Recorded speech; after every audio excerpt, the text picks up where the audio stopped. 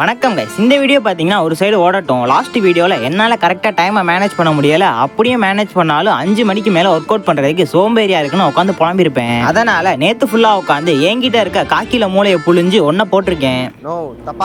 வேற ஒன்றும் இல்லை, ஒரு பிளானை ஒன்று போட்டிருக்கேன். சரி ஓகே, இந்த ஃபர்ஸ்ட் பேக் ஷாட் என்னன்னு பார்த்தீங்கன்னா 5 மணிக்கு மேலே ஒர்க் அவுட் பண்ணுறது. 5 மணிக்கு மேலே ஒர்க் அவுட் பண்ணுறதுக்கு உனக்கு என்னடா வலிக்குது, அதுக்கப்புறம் தாடா வெயில் தாள சூப்பராக ஒர்க் அவுட் பண்ணலாம் நீங்கள் நினைப்பீங்க.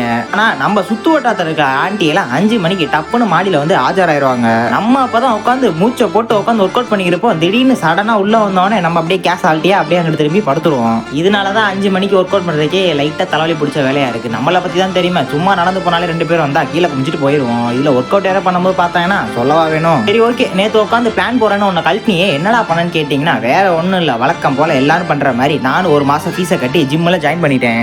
அவ்வளோதான், கொஞ்ச நாளைக்கு எந்த டிஸ்ட்ராக்ஷனும் இல்லாமல் ஜிம்மில் போயிட்டு பேக்கை சத்திட்டு உட்காந்து ஒர்க் அவுட் பண்ண வேண்டியதான். சரி ரைட்டு, அவ்வளோதான், ஜிம்மில் ஜாயின் பண்ணியாச்சு. இனிமேல் சின்ராசை கையிலே பிடிக்க முடியாது. ஓகே, நாளைக்கு ஜிம்மில் பார்ப்போம், வரட்டா.